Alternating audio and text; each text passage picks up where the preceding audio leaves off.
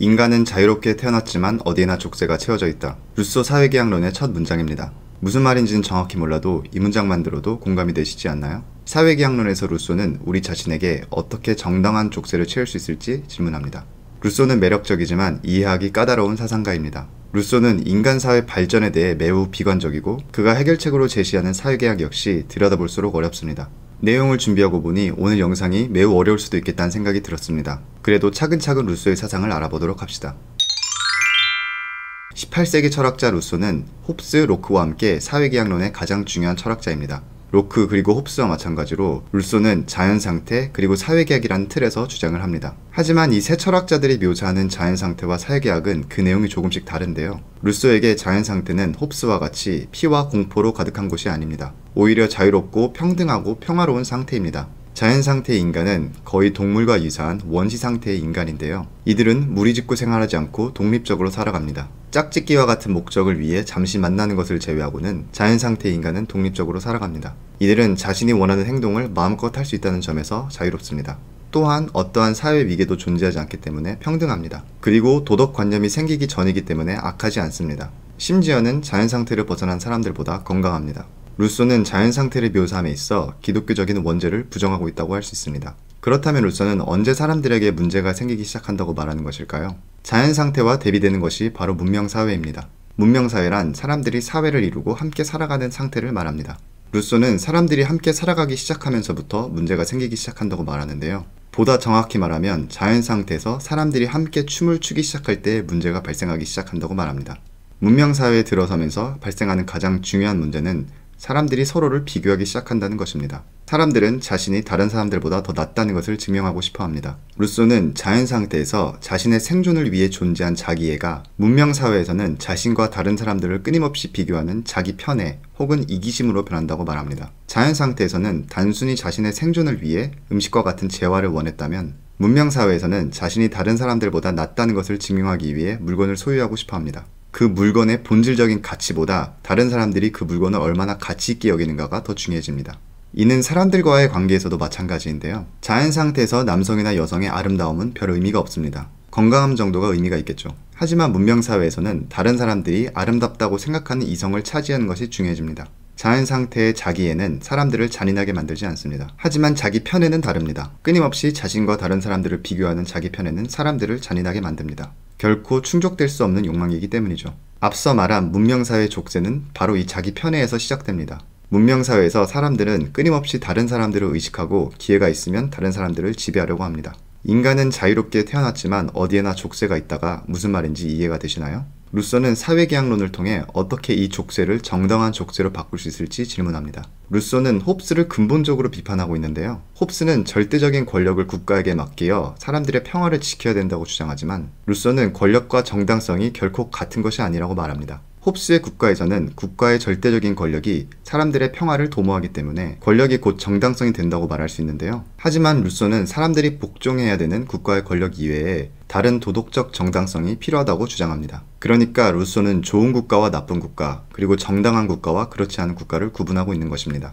그렇다면 어떤 국가가 정당한 국가일까요? 여기서 루소의 가장 중요한 개념인 일반의지라는 개념이 등장합니다. 일반의지는 조금 복잡한 개념인데요. 일반의지의 여러 가지 측면을 같이 살펴보도록 하겠습니다. 우선 일반의지는 사람들이 자신의 권리를 양도하는 사회계약을 통해 만들어집니다. 사람들은 사회계약 이전, 특히 자연상태에서의 권리와 자유를 갖고 있습니다. 가고 싶은 곳을 가고 하고 싶은 일을 하는 원초적인 자유, 그리고 자신의 생존을 위해 행동할 수 있는 권리를 가지고 있습니다. 사람들은 사회계약을 통해 이런 원초적인 자유와 권리를 버리고 정치적 자유와 권리를 얻게 됩니다. 새롭게 얻게 되는 정치적 자유와 권리란 나 스스로가 입법자가 되어 그 법에 복종하는 것입니다. 자신이 입법한 법에 복종하는 고차원적인 자유라고 할 수 있는데요. 이 정치적 자유와 권리를 일반의지라고 할 수 있습니다. 정치적 자유와 권리는 원초적 자유와 권리, 그리고 자기 편애와 다른 방향성을 가지고 있습니다. 자신의 이익이 아닌 공공의 이익을 추구한다는 점에서 다른데요. 이전에는 생존과 허영심을 추구하였다면 이제는 공공의 이익을 추구하는 것입니다. 사회계약 이후에 사람들이 함께 추구하는 이 공공의 이익을 일반의지라고 할 수 있습니다.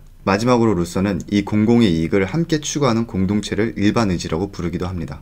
정리하자면 루소는 사회계약을 통해서 얻게 되는 정치적 자유와 권리, 사회계약 이후 사람들이 함께 추구하는 공공이익, 그리고 이 공공이익을 추구하는 정치 공동체를 일반의지라고 정의하고 있습니다. 저도 사회계약론을 여러 번 읽었지만 읽을 때마다 일반 의지의 개념이 헷갈리는데요. 일반 의지를 가장 단순하게 정의하면 개인의 이익을 추구하는 것이 아니라 공공의 이익을 추구하는 것이라고 할 수 있겠습니다.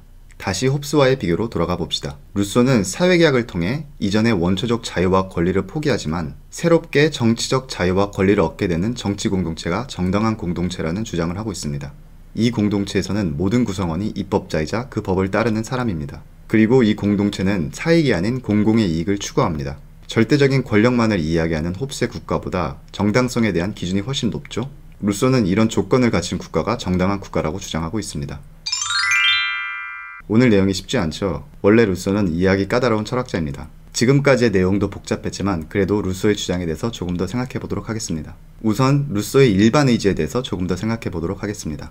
일반 의지를 공공의 이익으로 이해하면 된다는 말씀을 드렸는데요. 루소는 이에 대해 흥미로운 주장을 합니다. 모두의 이익이 공공의 이익은 아니라는 것이죠. 이 두 가지의 차이가 말장난처럼 들리지만 이해를 돕기 위해 제가 루소 수업을 할 때 항상 학생들에게 드는 예시를 드리겠습니다. 저와 학생들이 수업 중간에 지금 당장 수업을 마칠지 말지 투표를 하는 상황을 상상해 봅시다. 아마도 저를 포함한 모두는 지금 당장 수업을 그만두는 것에 찬성할 것입니다.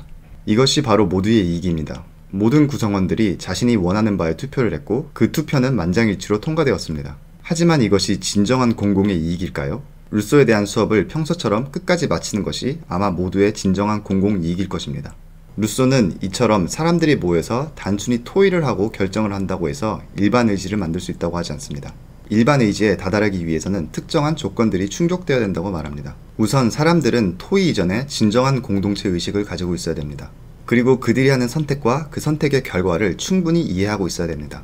루소는 이 조건을 충족하기 위해서는 이스라엘의 모세와 스파르타의 리쿠르그스와 같은 훌륭한 입법자가 사회계약 이전에 존재해야 된다고 말합니다. 사람들이 토의를 통해 사회계약을 체결하기 전에 그들을 계몽할 존재가 필요하다는 것이죠.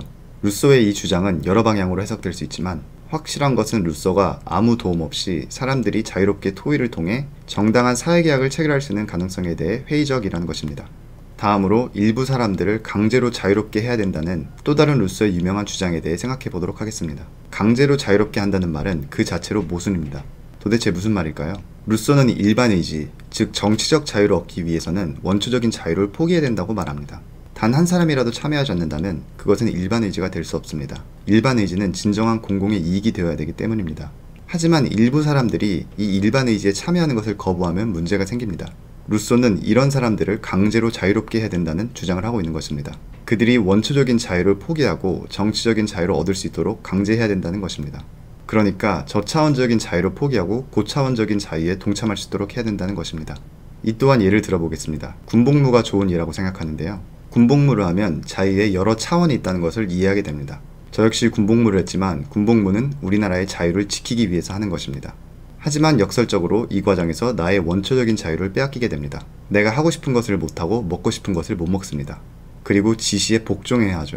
저는 루소가 바로 이 모순을 지적하고 있다고 생각합니다. 그러니까 정치적 자유, 즉 고차원적인 자유를 얻기 위해서는 원초적인 자유를 포기해야 된다는 것입니다. 이해가 가는 주장이지만 정말 정치적 자유가 원초적인 자유보다 더 중요할까요? 지금 군복무를 하고 있는 사람들에게 정치적 자유의 중요성을 설파하면 화를 낼지도 모릅니다.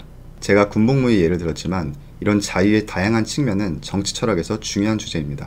오늘은 여기까지만 다루고 제가 다음에 이사야 벌린을 소개할 때 다시 이 주제를 다루도록 하겠습니다. 여기까지 영상을 시청해주신 모든 분들께 감사하다는 말씀과 함께 칭찬의 박수를 드리고 싶습니다. 저도 영상을 준비하고 보니 제가 예상했던 것보다 내용이 훨씬 어려웠습니다. 여러분들의 생각이 궁금합니다. 여러분들의 생각을 댓글로 남겨주세요. 김카레였습니다. 감사합니다.